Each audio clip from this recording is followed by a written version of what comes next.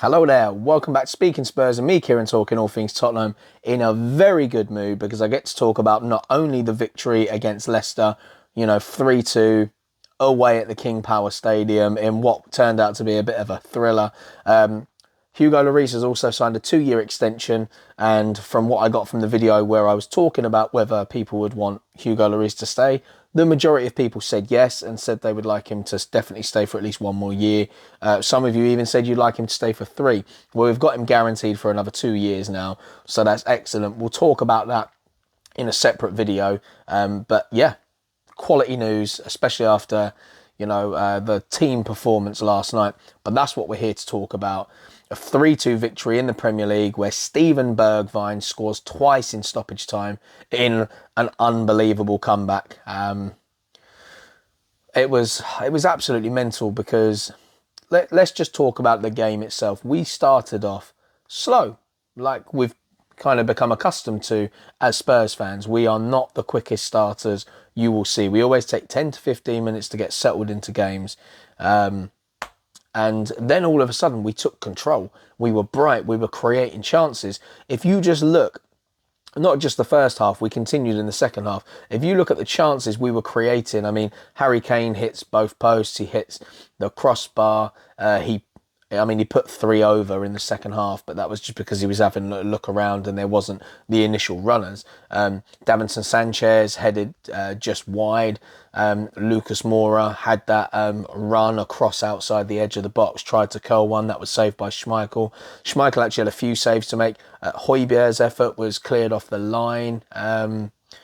We had another one cleared off the line. Some excellent defending from Leicester. One of them was actually after Schmeichel's only real poor bit of play where he come rushing out to near the edge of the box and left him exposed. But Leicester showed real resilience in defence throughout pretty much the majority of the game and then really, really let themselves go with some silly mistakes. So, despite all this domination and the chances we were creating, we failed to score. And, it looked like it. Leicester always looked dangerous on the break. Defensively, I thought we were pretty good. Tanganga, however, still has that under-hit pass mistake in him. And I thought he was going to cause us problems throughout the game. And it certainly looked like that a lot of the way through. I was really panicking, like he put us in danger a couple of times. So the goal that they actually score comes from a Reguilón tackle. Unfortunately for him, the tackle just goes straight into Daka's run that he's making. And respect to him, it was a decent strike. Lloris, everyone was saying Lloris went quite early, but when you watch it in real time, he didn't go that early. When you're that close to goal, you're running onto a ball, Lloris comes to make a decision. All right, maybe he made Daka's mind up, but it was still a decent strike for him to put it in there. And at that point, I was a little bit worried. I was like, we've been on top. It's going to be another one of them nights where we have loads of chances and don't manage to get anything for it. But, we got our deserved equaliser, 38 minutes. England striker Harry Kane through the Leicester defence to finish in confident fashion. And that was a lovely through ball from Harry Winks. Perfectly timed ball, perfectly timed run. Brilliant. We registered 27 shots in this match and created an expected goal figure of 4.49. Now, the shots, that was the most that we've had in a game so far this season. And that was our highest expected goals in the Premier League this season. And it all would have been nothing without Bergwijn to finish them off for us. But, we went behind again. Substitute Harvey Barnes came on. Immediate impact. A nice, cute touch where he sent Maddison through.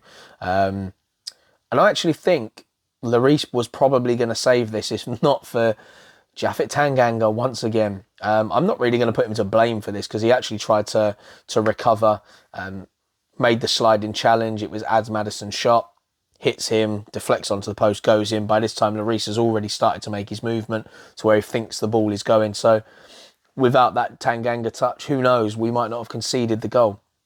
But, Maddison, he's just a classy player, isn't he? Now he's back in form. That's what for him, 15 goal involvements this season. He scored 5 in his last 6. Pretty good player. And And it looked like they were going to head to victory despite the onslaught that we were giving them, you know, attacking. And I felt like we were pressing all over the pitch. Like first half, we were so impressive. Everyone was pressing. And I actually thought from that lineup, Winks was going to be the man in midfield to go a little bit further forward. But that wasn't the case. He sat in the middle of the three. And it was interesting because it meant when Ben Davies went forward, because we didn't have a centre-back with a passing range that Eric Dyer's got, it actually meant that Winks sat back a bit, collected the ball and took on the quarterback role, which meant Davies could move further forward at times. So we still had the same balance that we would as if Eric Dyer were playing. So I thought that was kind of impressive. Skip showed us a little bit of what he can do. He certainly can be a box-to-box midfielder. However, he does lack that little bit of quality when he hits the edge of the box. There was a few times where decisions they weren't made properly, but do you know what? I don't mind. It's a slightly different role for him. I thought he played really well in that system. And looking at those three of Højbjerg, Winksy and Skip, I think a lot of us might have been worried that, oh, this is going to be a bit too defensive and we're going to lack creativity. However, Højbjerg had completely turned himself around. He's been a bit, you know, in and out over the last few games. We can put that down to tiredness. I mean, the guy rarely ever misses a game. So, you know, he's bound to have bad spells at points in his Spurs career. That was one. But this game certainly was not one of those. He turned it around. He was breaking up a lot of play, making great challenges. Winksy himself was getting stuck into the tackle as well in the first half. But, you know, yeah, as I said, they then took the lead through Maddison. And it looked like they were strolling to victory. Substitutions came. The one that probably shocked everyone, half-time. I know Emerson Royale wasn't playing great at all in terms of attack or defence. He wasn't really offering anything. So I think when we saw Doherty come on, I'm not sure a lot of us had the confidence that anything was going to improve down the right-hand side. Obviously, he's been screwed over a bit recently, playing on the left-hand side, and that certainly wasn't working whatsoever. But I tell you, Doherty made a massive difference. Although his end product wasn't particularly great, he did what he had 2 shots. The first thing he did when he come onto the pitch, he won the ball in a tackle, played a 1-2, then went further up the pitch and played another 1-2 with Harry Kane. The cross was slightly mishit, but nobody made a run to that front post where Doherty was probably expecting them to go. They all held back, so he ended up playing the ball back and it trickled back out to the past the edge of the area. But he kept getting in that space down the right-hand side. There was plenty of it. He was offering for runs all the time. And it was that man, Matt Doherty, that actually helped us score that first goal. The combination, well, I say combination, it wasn't in the end, was it? It was a tackle. But a lovely ball over the top. Doherty makes a run down the right-hand side. Good awareness from Højbjerg, plays him in. Doherty takes it on his chest, cuts inside. He's tackled, and there's Bergwijn, low and hard, straight into the back of the net. Then Bergwijn kind of celebrated, but not properly. Players are fighting in the back of the net to get the ball from Kasper Schmeichel. And then Bergwijn's celebration is more on his own as he's running back towards the halfway line to get the game restarted. And then, oh my gosh, Yuri Tielemans, what the hell was he doing? You know, in that scenario, yes, it's back to 2-2, final seconds of the game. He decides that he's going to try and... I don't even know if he was trying to win the game or what he was doing, but instead of, at that point when Spurs have got momentum, of getting the ball out wide, away from those areas, or protect the ball, see the game out, accept that it's been a draw, because after all, we were on top for the majority of the game. We handled it well, just hadn't taken our chances. Instead of playing sensibly and admitting that Spurs were the better of the teams, Yuri Tielemans gets caught in possession. Do you know what I mean? Terrible. And it was that man again, Højbjerg. He wins the ball. It's into Kane. Kane has one chance to get this ball right for Steven Bergwijn running through, and it is a perfect ball. Bergwijn gets his slight diagonal run, touch onto the ball, heads for that goal. Bearing in mind he'd only just been booked before this for the push on Soyuncu in the box when he was calling for a penalty appeal. So he's been booked, he's scored the equaliser, he's got one chance to put this to bed, runs down, has the audacity to take the ball past the goalkeeper, shifts it out wide, and then cuts it gently back across goal, off the post, into the back of the net, and then absolute pandemonium. It just went off. The Spurs fans were trickling down, trying to get towards the pitch. Bergwijn sprints over to the fans, goes to jump over the ad boards. Luckily, Højbjerg was aware, grabbed him back, because if you remember, as I said, he'd been booked. Had Højbjerg not pulled Bergwijn back, he'd have carried on going into the crowd, would have been booked a second yellow and sent off. And that is not what you need. So even with all those emotions going, Højbjerg still had the sensible mind to pull him back. But Spurs players come flying over. Everyone went over apart from one player, which we'll talk about in a minute. Even Hugo Lloris sprints the length of the pitch. Lucas Moura jumps on top of players, pulls a fan's bobble hat off. It was really random. I don't understand why he did it, what was going through his mind. Pulls the bobble hat off, throws that to the ground. All the players are going at it. Davinson Sanchez getting ridiculously passionate. Harry Kane. And then Lucas Moura, to continue his celebrations, jumps. We know he's got a leap on him. Jumps onto the shoulders of a steward, who then starts walking with Lucas Moura on his shoulders and then gets him off and puts him down. Stewards had been taken down to the ground as fans were trying to get over. Look, it was just incredible. Now, for that one player that did not celebrate with the team was Ben Davies. He ran straight over. He had an initial cheer, ran straight over to Antonio Conte and the bench and the rest of the staff, and celebrated with them. Reguilon at the time, if you look at the replays, was a bit further down the pitch, watching as it was all happening, almost following Bergwijn down the pitch. He went mental, rode on, loads of people, Galini, the whole squad was going mad. You can see what it meant to the players and the fans. And then after the whistle was blown for full time, Harry Kane, with the biggest grin on his face, goes over to the Spurs fans. Oh my God, what is going on? Goes over to the Spurs fans with a "come on!" So much passion. The rest of the player, then the next player to go over was Ben Davies. He then joined him. Bergwijn went over. The players went over. By the time Conte had managed to get over there to applaud the fans, the stewards were ushering him away to try and get him to come back. But do you know what? Considering things weren't going our way despite how well we were playing, what I was most impressed with was the determination of the players to be professional, get on with it, not get their heads down, fight. Harry Kane, I thought, was excellent. He looked up to almost full speed in this game. I mean, it was absolutely mental. It was so Manchester City, with their 3-2 win against QPR in May 2012, were they had scored the latest goal when they'd been losing and then gone on to win a Premier League match. We now have that record. It was just absolutely incredible. Like 80 seconds. Incredible. And what is weird is Bergwijn has obviously been linked with a move away from the club. Things haven't worked out well for him. He's had injuries. He's had what we believe he was one of the players that has contracted COVID in the time at Spurs. And he's been linked with Ajax. We've turned bids down. There was a possibility he was going out the door. And speaking afterwards, he said that Conte had some advice for him, and that was just to score and be a nuisance. And he was certainly that. And I'm so happy for him. He proved that he can play in a striker role, which Conte has been saying he's got the qualities to do. So he proved that. It was a clinical finish. It was composed. He was hassling. And do you know what? It was probably great for Kane to have someone with him to have that pace to latch onto those balls with a calm head, killer instinct. Brilliant. I will shout out Kasper Schmeichel through this game. I thought he was excellent for the majority of it. And, on a different day, we come up against a different goalkeeper and we actually put the game to bed early. So he definitely played his part, and their fullbacks, Albrighton, he definitely helped. Not an easy game at all. I thought Leicester they weren't terrible, but they absorbed our pressure fairly well. And in the end, their mistakes kind of got us the victory, but we deserved the victory.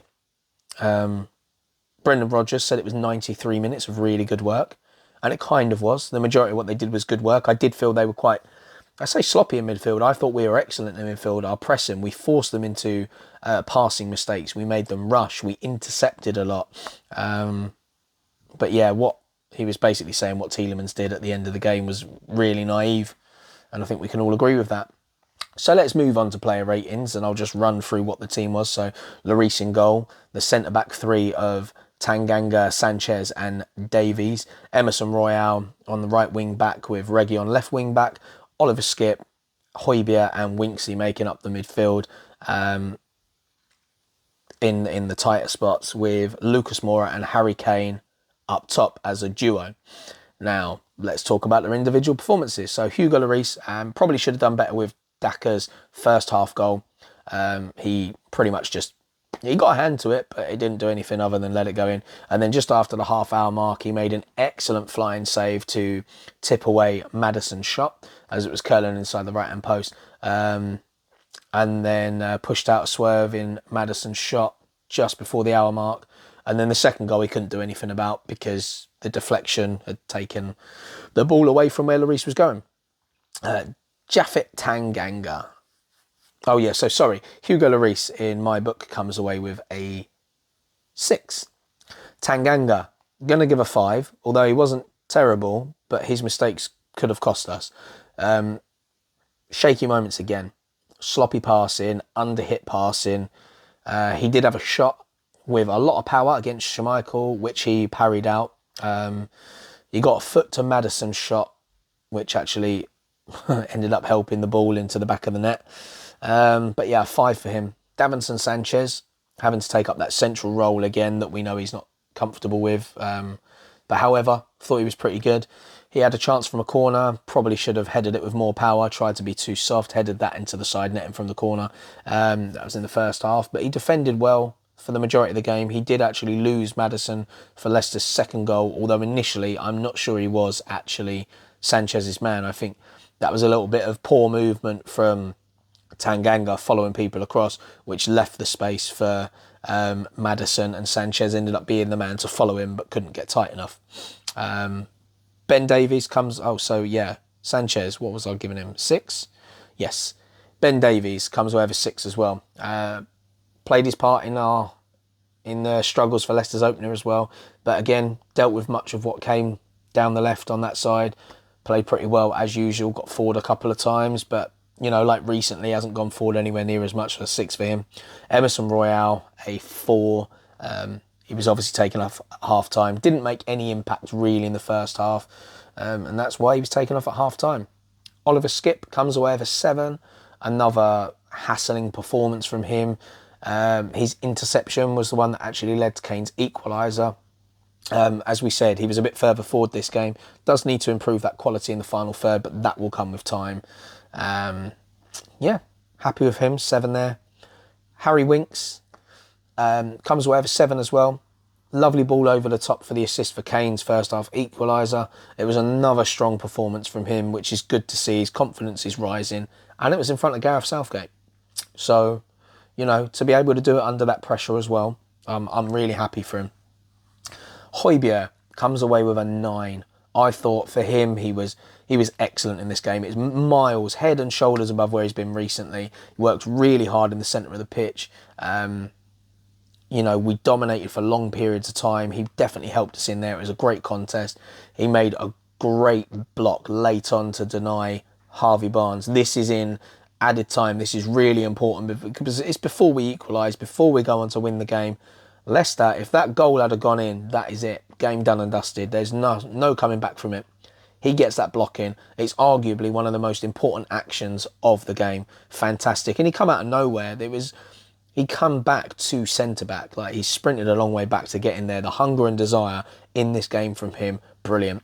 Then he was crucial in the final moments because he played a great ball to Doherty, which is where we scored our second goal. Played a great ball through. Doherty, in all fairness, was the one calling for the ball. And then intercepted the ball to start the move for the winner. So yeah, 9 for him. Region only comes away with a 5. Some early attacking from him. Unfortunately for him, the tackle that he made was what led to the ball going to Daka for the first goal. He had not enough quality with his end product, really. It's something that's been missing from him a lot this season. But yeah, 5 for him. Lucas Moura also comes away with a 5. I would love to give him more because of his celebrations. They were immense, but the performance only warranted it. He did force Schmeichel into a flying save on the 22-minute mark with his run all the way across the 18-yard box to find space. Put Kane away for what should have been our second goal soon after the equaliser. Apart from that, pretty quiet day from him. Harry Kane, he comes away with an 8. Great work early on. It must have been 9-10 minutes into the game. Turned inside, beat a couple of defenders before firing a shot across goal that was cleared off the line by Thomas. That was really good work from Thomas, actually. It was the one where he kind of ran past it and then flicked it back with his back heel out of the way of Lucas Moura. Very good bit of defending. He thudded the crossbar with a header from a corner. 18 minutes in. That's how early we're putting these chances in. He was unmarked for that, so normally we'd expect him to put that one in. Then he scored moments later. Should have doubled his tally, but blazed over the bar when put through by Lucas. Sprinted back to help the defence on a couple of occasions. And he looked like he was getting tired, but that's because he was putting so much in, so I'm really happy with that. He was really good with everything he did on the night. His passing, his awareness, his hold-up play. Apart from his shooting, very wasteful. 3 of them over the bar. Not a lot of power in as many of them as usual. But however, his all-round play with the team, fantastic. And he definitely made up for it in the final moments with that pinpoint ball through to the amazing Bergwijn. So let's talk about the subs. Matt Doherty obviously had the most amount of time. For me, he wasn't quite good enough for an 8, but he wasn't poor enough for a 7. So I'm going to do a 7.5 for Doherty. Came on for Emerson Royale. Immediately made impact with a challenge, the 2-1-2s that he did. A couple of chances to score. One was a low effort with his left foot that flew wide. The other one was the one that Schmeichel smothered. I didn't think he was going to score from there anyway. He was too close to Schmeichel. Played his part in the second goal with when he chested it down and then was tackled in the box. Wasn't perfect by any stretch of the imagination, but was way more of a threat than Emerson Royale. He worked hard. He didn't shy away from the ball. He made some very good tackles. There was a lot of passion. So I'm really, really proud of that performance from him. So 7.5. Now we talk about Giovanni Lo Celso. Only managed a 5. Brought on for Winksy. Didn't really have as much impact as the other subs. But yeah, what can you say? The midfield had a great dynamic at the time. And then to change someone within that, they'd got into a rhythm. It just kind of disrupted it a bit. And then Steven Bergwijn. I mean, you can't give him a 10. He wasn't on the pitch long enough. But I'm going to give him a 9 alongside Højbjerg because without him on the pitch as well, we don't score the goals. So it came on for Reguilón in the final stages. He followed up Doherty's blocked run with a powerful shot to level, nice and low. And then 79 seconds later, had the audacity to go round Schmeichel and then a superb light finish from a tight angle to win it for Tottenham. And it was a great night just because of the amount of passion from the players, the team. The fans were right behind them away from home in a game that we would have seen in the past where Tottenham would have kind of admitted defeat and struggled to get through it. So from a fan perspective, absolutely fantastic. Antonio Conte was probably the only man in the building that obviously he reacted great to the goals, but post-match interview, he couldn't have looked grumpier if he tried. I just don't understand it. Obviously, there's problems because we conceded 2 goals in a game. We were wasteful in moments with our chances. There was some great passing from Højbjerg, Skippy and Winks. I thought creatively, them 3 were immense. But ultimately, he'll be frustrated that we didn't take our chances and managed to kill off the game in the first half like we should have done.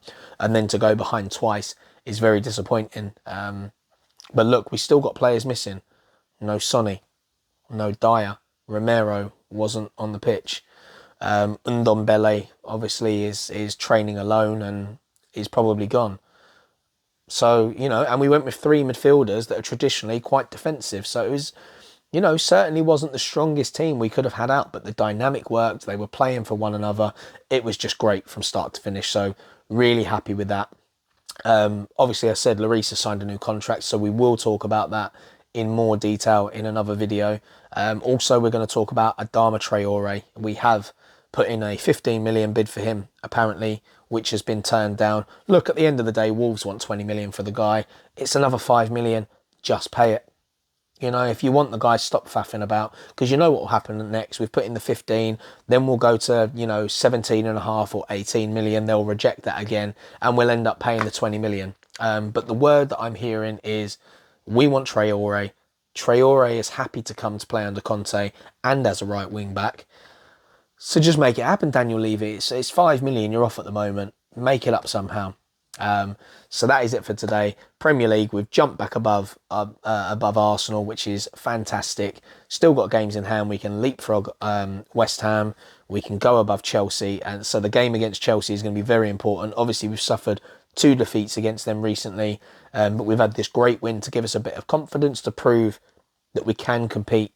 And we got the players to do it. So fingers crossed the next few games go our way, we start climbing that table, and the underdogs, dark horses, we've gone under the radar, start putting some sort of run together to really stamp our authority to get back in that top 4. So happy for all our Spurs fans, the players, everyone alike. Thanks for sticking around. Don't forget to subscribe to the channel if you haven't. Hit it with a thumbs up, post your comments below, and until tomorrow, guys, come on you Spurs.